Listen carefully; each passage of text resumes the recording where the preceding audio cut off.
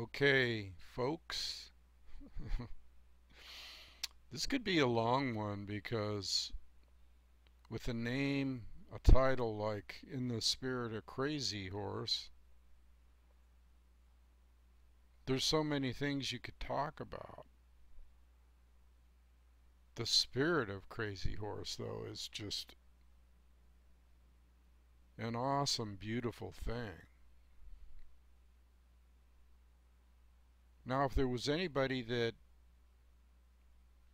could be called a sort of messianic figure, would be Crazy Horse because he was a powerful, powerful spiritual leader, warrior, person. But yet he was as human as you or I. But it seems like his whole life was just incredible. The visions. And I want to say this first before I get to the visions. Tasunke Wiko. His horse is crazy. Tasunke Wiko. It's not Crazy Horse.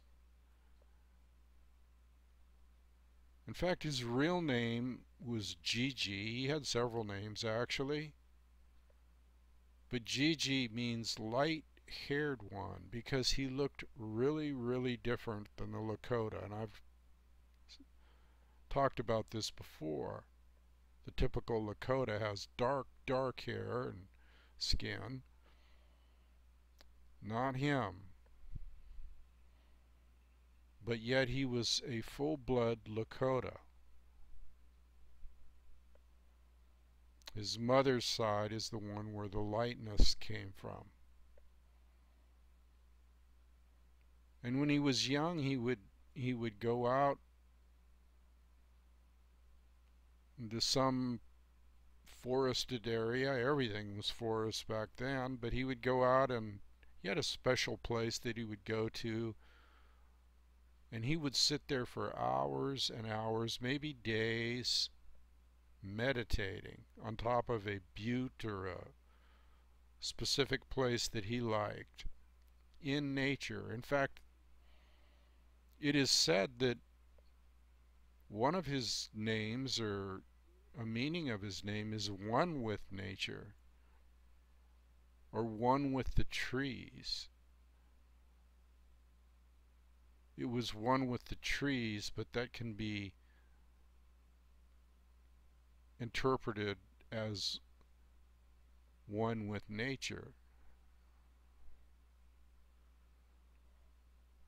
That's why I speak of nature so much.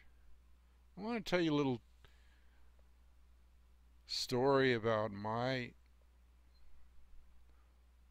just incredible respect and reverence for Crazy Horse. And of course, I always liked Geronimo, being raised in Arizona, but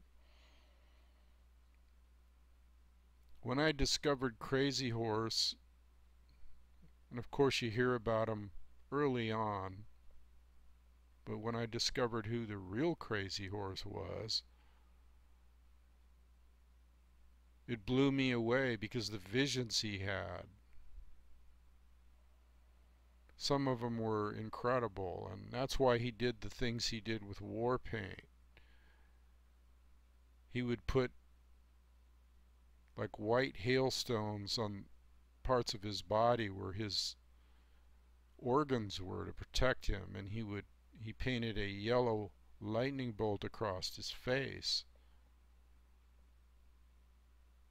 And he had dreams and visions of being pulled off of his horse and his own people rising up against him, and that's exactly what happened. A kind of betrayal, just like in the story of Yeshua. It's amazing the similarities. And yes, he was a real person. but he would never let his picture be taken. Now, if you've ever come across a picture on Google or something that says this is crazy or it isn't, he never let a camera take a picture of him, ever.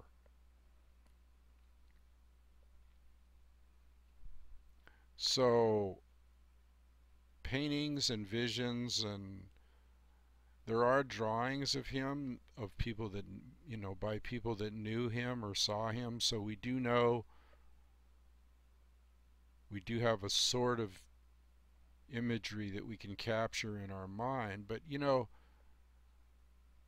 the imagery that we capture in our mind should be one of his spirit.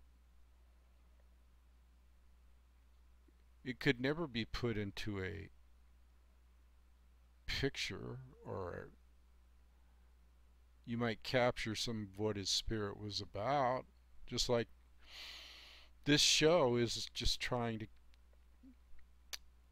convey to you a little bit, about him. And there's so many things I couldn't cover it all. It would take 3-4 hours of videos. There were incidents in his life where when he was a warrior, and it is said that he could shoot a grasshopper out of the sky with his bow and arrow, which was a very sacred thing in itself. He was a great hunter, and I already told you before about how he provided for everybody else that was infirm or sick before himself. He was a great leader. He was a shirt wearer, and a shirt wearer was a special privilege given to people that were particularly strong leaders, honorable leaders.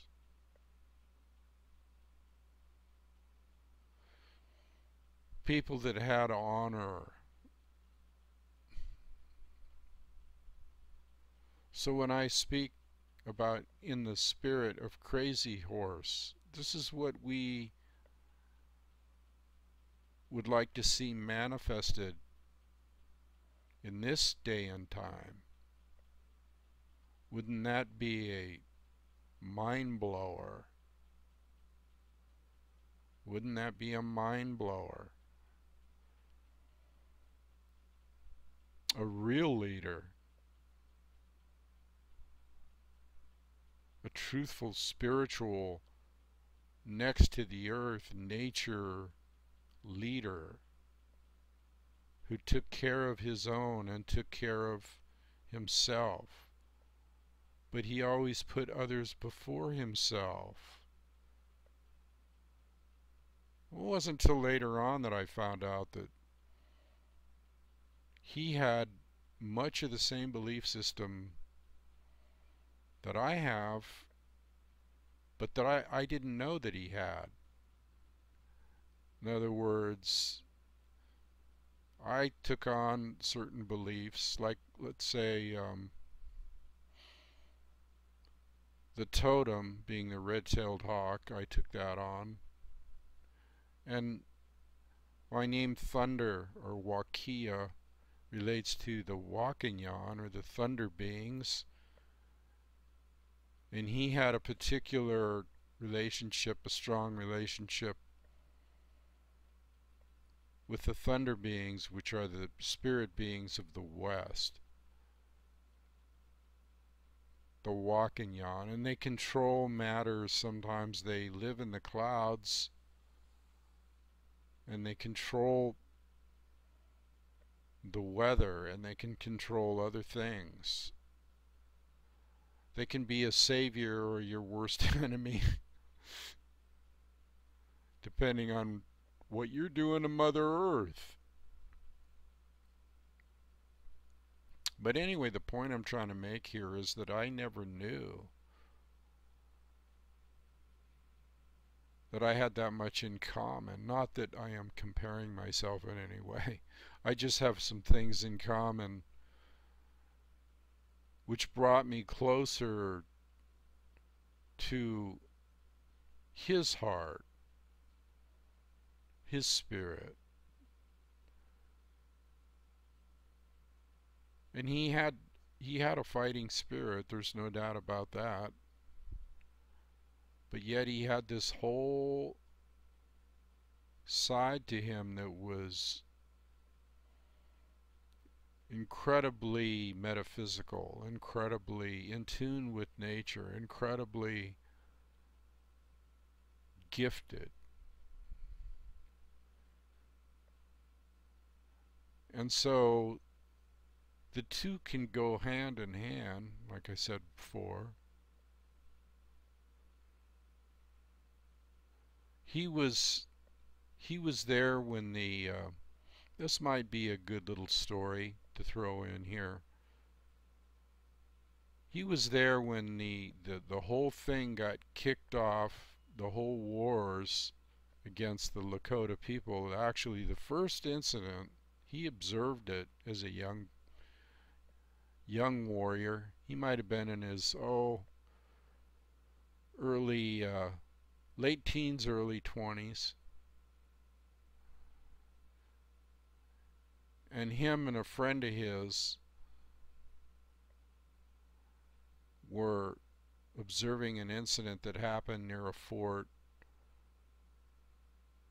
I think it was Fort Phil Kearny, could have been the name of the fort. And there was an incident there in which there was a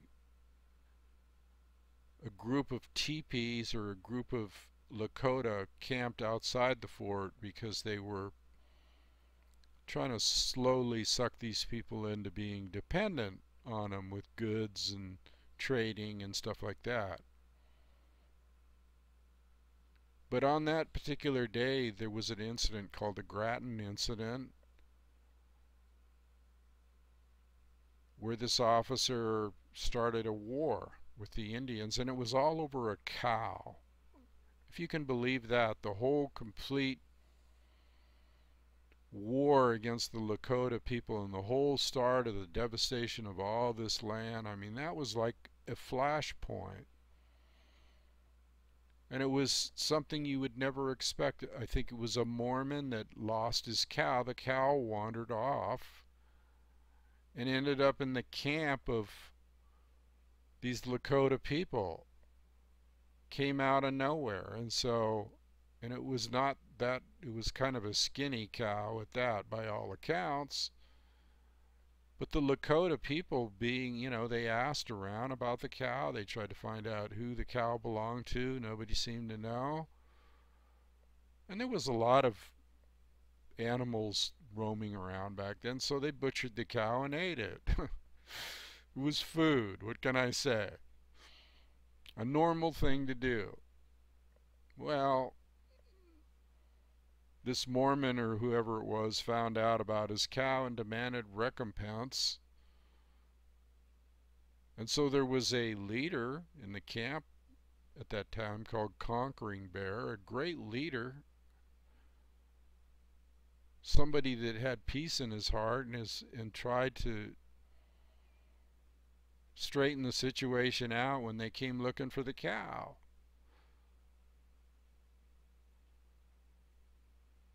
And he even went to the fort and he offered payment. He offered to take care of it. I think he even offered to give some horses or something in replacement for the cow. In other words, we made a mistake, we're willing to pay for it.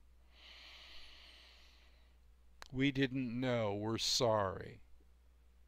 And so some jackhole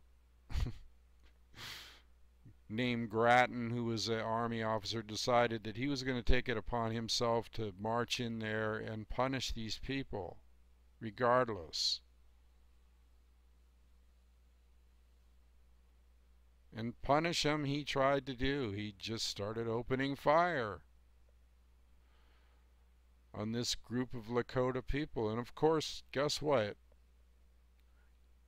Conquering Bear, the great leader, was mortally wounded.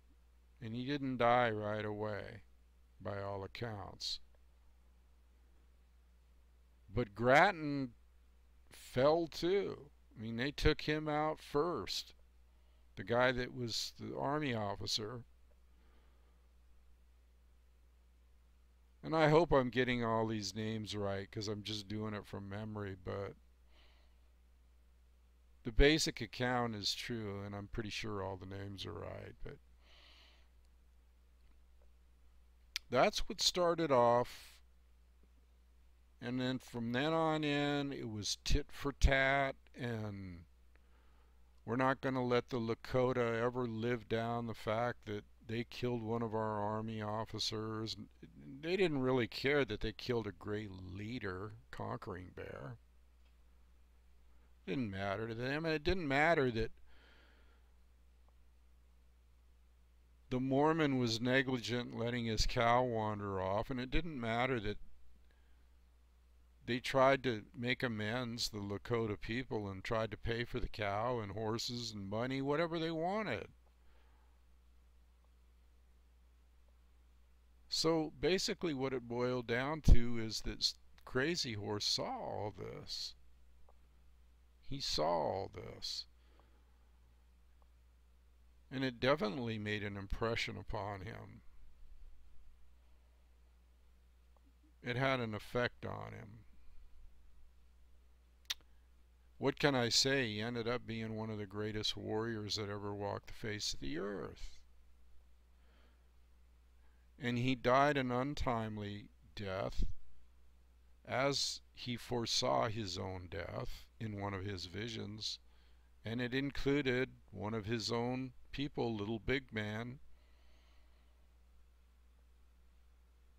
and a officer with a bayonet, a blue coat. Of course, this was years later when he, after the Little Bighorn, and when he decided to surrender and the Lakota people were starving to death and he had no other choice but to take his people into the fort so they would live. But anyway, that's kind of an encapsulation of what Crazy Horse, who he was as a person. And when you speak about in the spirit of Crazy Horse, it's a reverential thing. And I am honored to, I don't know how I got it, but I did get the website In the Spirit, or Spirit of Crazy Horse, which is an honor for me to have, along with the Campfire Council, which is a non-profit organization formed after the precepts of this very thing, the very thing I'm talking about, living out in nature. Because let's look at before the Blue Coats came. Now, in the spirit of Crazy Horse, let's look at what they were as a people. What a beautiful people. And they had their ways, and it was a matriarchal society. That means the women were basically ran everything, and the men just went out and hunted and for the food, and the women took care of the camp. I mean, they did everything: chopped wood, made all the clothes. It was a beautiful society. And if the chief or whoever was the leader, the women got together and he was out of there, baby.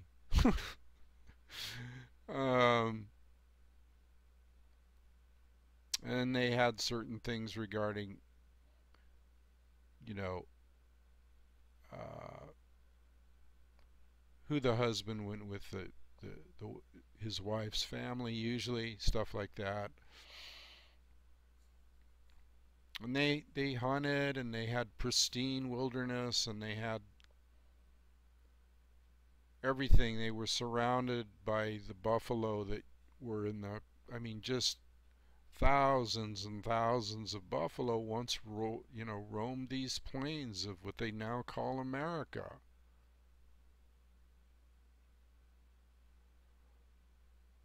Now it's, I won't even go into what they did with the buffalo, but I mean, they just killed them indiscriminately so that they could use the furs for the fur coats and the hats and whatever. And just because they were the food supply to the Lakota people.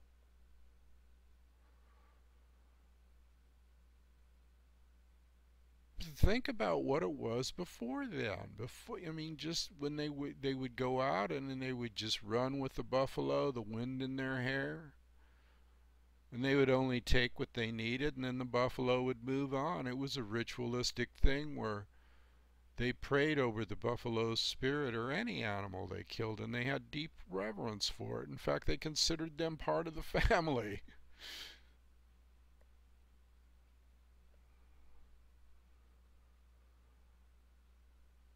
So, in the spirit of Crazy Horse,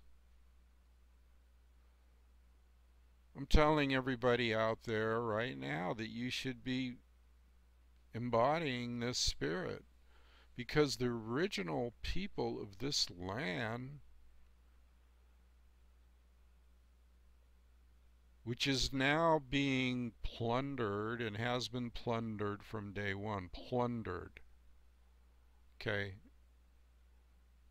genocide committed upon the indigenous peoples, wiped out, put in.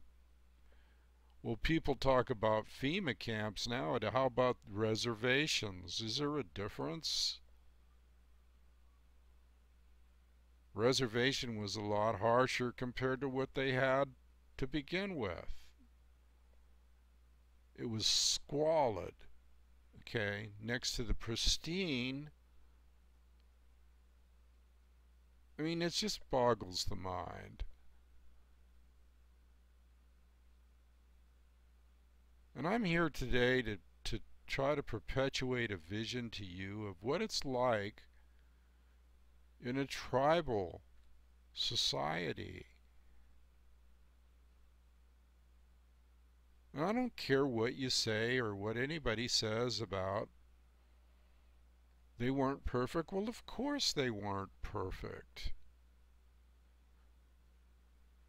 But I'll tell you what, that was about as perfect society as you're going to get on this land anytime ever. Probably never see anything like that again. Nope, don't think so. Not unless something. I mean, it's out of control, people. When you compare the visions of, when you look at the dystopian future that is facing those who are upon the planet and what it's come to, the imprisonment of body, mind, and spirit.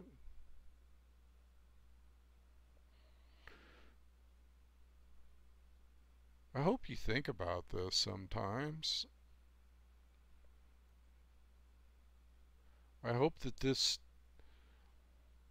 the old ways, the traditional ways can be passed down. The stories. I hope that they don't burn all the books and the history and everything of the beautiful people that once lived here in a proud way. I'm talking about really proud. I'm not talking about patriotic. All that stuff is just, that's when the real illusion set in this country. Because that is not what this country is all about. This country is not about country, it's about land, it's about beautiful land and how people could live on it in peace. Man, I wish I could see that somehow, and I try to perpetuate it through this nonprofit that I've formed, and I might mention at this point that it's totally funded now. For a while anyway. So what we're looking for right now is land. If you know where there's any land, and I'm looking specifically kind of around, oh, maybe northern Arizona. But I'd consider other places like New Mexico or Oregon or. So if you know of anybody that has some land that they want that might have a small house on it or whatever, we're kind of looking for something like that as a combination spiritual retreat and educational center.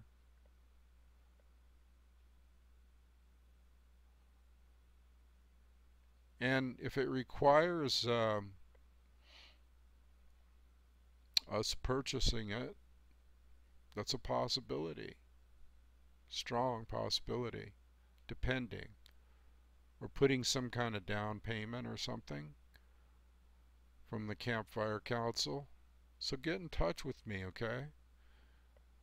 And the link will come up here, right where my finger is. And I'll put a link up there where you can go to the Campfire Council and email me. And I'll put a link down here below. Go to the website. You'll like it anyway. It's got nice colors, pictures of Arizona. It's awesome. I just want to leave you with the thought that look how far it's come. Look at the... Use something to measure in your own mind. First of all, you got to wake up. Because people are just walking around delusional. And they think that, you know, money is everything. Money has become the god of this country.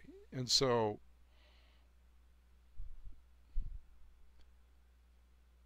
when you get so much money that, you know, it doesn't make any difference, then what does it become? Well, then it becomes about power. And that's just an egotistical trip. A power trip. And we have to live on a planet and a world that is polluted and people being killed off and crammed into little places and enslaved to the system.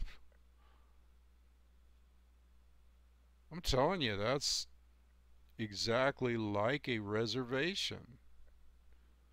And in the spirit of Crazy Horse, I urge people to wake up.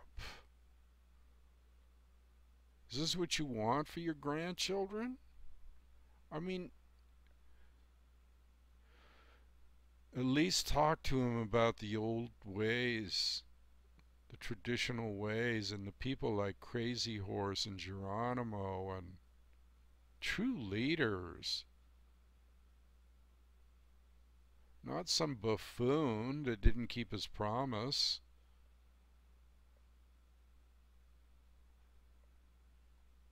And there's been a lot of them since day one. The Great White Father, they called him when they talked to the Lakota people and got them to sign their land away.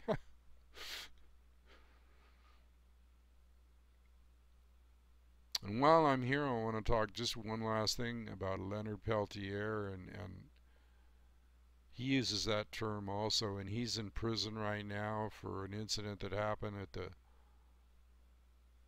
My heart goes out to him. Everybody knows who Leonard is, and I just thought I'd mention his name because I was thinking about him too. If you want to find out more about Leonard, I think it's LP docs, lpdocs.com, lpdocs.com.